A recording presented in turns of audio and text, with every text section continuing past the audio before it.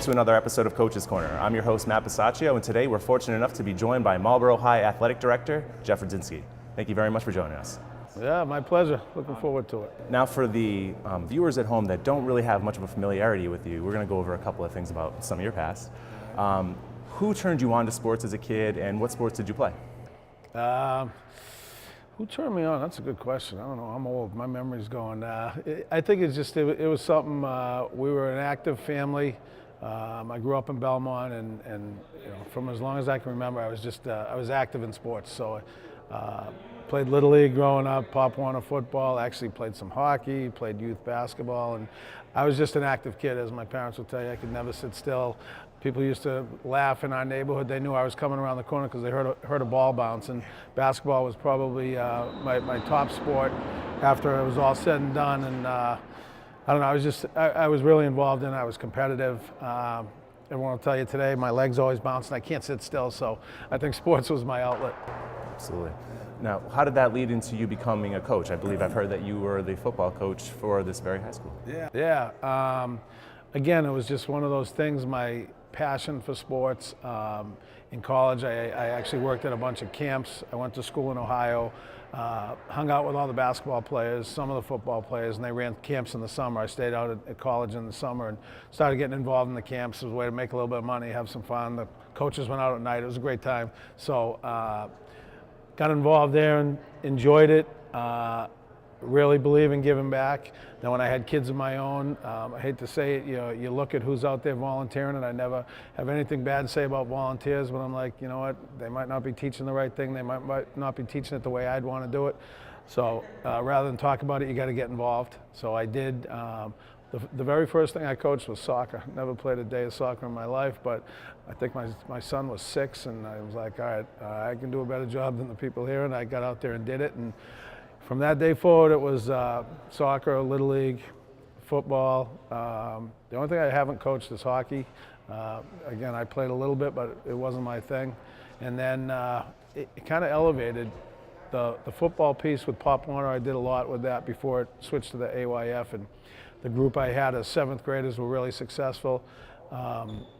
I got to know the coaches here at the time, and we had an 8th grade program, so they needed a coach. Kind of worked out. I said, I'll start. These were the kids I had been with, so I coached 8th grade and then 9th grade, and then when Sean Mahoney took over, I came on and was full time with him as his defensive coordinator. So it just kind of evolved, just because I knew the kids and enjoyed it, and people told me I did a pretty good job at it. Now, what was your favorite part about coaching, or maybe the most gratifying portion of it?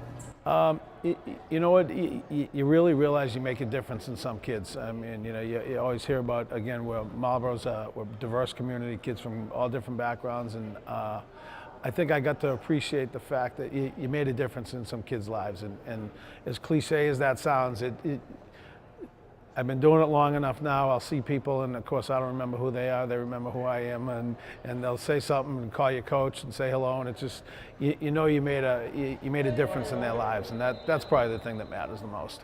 Now you are now the athletic director for Marlborough High. You were a coach. What was the transition like for that, and what drove you to become the athletic director? I had my own business for 25 years. I was a high-tech recruiter in a business with my brother, and rode the economy up and down. While I was fortunate enough to make my own hours, I was able to coach. And there was a transition going on here with Rich Riley, who was just a 30-year employee of Marlborough. He's the nicest man in the world and was a great AD. And I always helped him out during the time when I was coaching. He's like, you ought to think about doing this. You'd be good at it. And I was ready for a change. I think, as my wife said, it was better than getting a Corvette and, doing something crazy. So at 50, I transitioned into being an athletic director, and I couldn't be happy with my decision. I think, as a former coach, I had to tone back a little bit. I might be too critical of some of the coaches I have, because I might have done things a little different. And you got to let everybody find their own way, and everybody has different, I'm an upbeat, loud kind of guy. We have other coaches that aren't loud, and they do it differently. And that was a little challenge for me to get used to, but it's worked out. Now, for a coach, there are defined, expectations. It's a win, it's a loss. Yeah. For an athletic director, what are your goals from year to year? It's funny.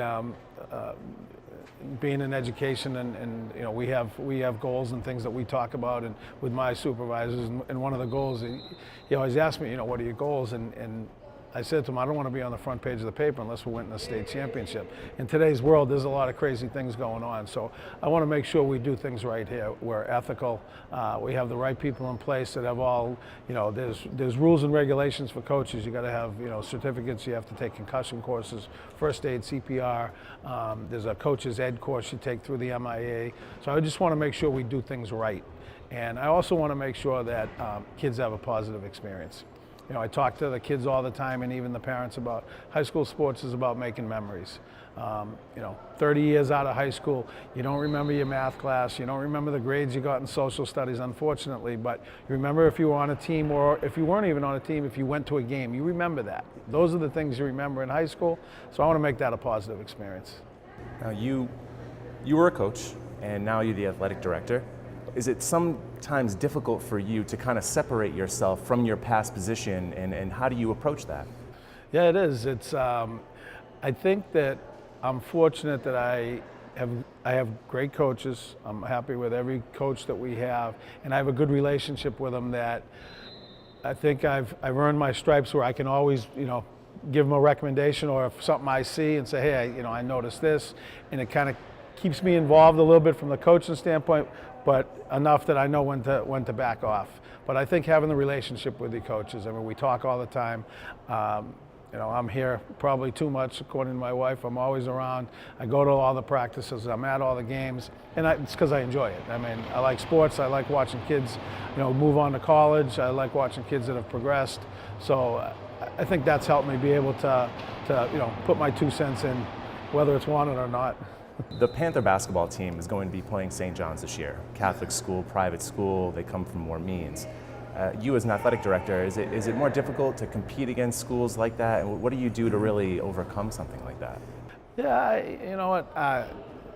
No, it's not more difficult. If anything, it fires up our kids more. It's, you know, I'm sure coaches use it to motivate them in some of their pregame speeches on, you know, what they're coming from and you know, the like. But you know what? It's I firmly believe to get better, you play the best. You know, yeah, they have a little bit of an advantage. They have kids from, you know, communities all over the, you know, Central Mass, as well as probably Connecticut and Rhode Island. So we fire our kids up with it. I wouldn't schedule those games if I didn't think it was a benefit for us.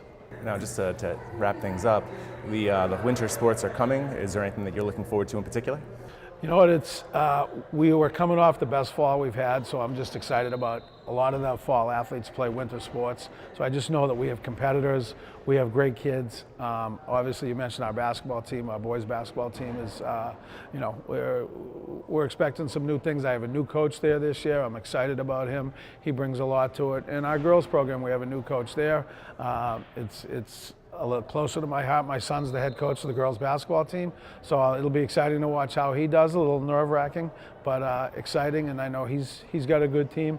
Our hockey team struggled last year, but we were very young, so this year preseason has gone awesome, and we're looking forward to good things there. And you know, across the board, our wrestling team has more kids out this year than we've had in my 7 years as AD.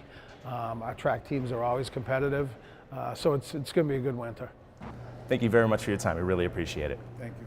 That's it for this episode of Coach's Corner. We'll see you next time.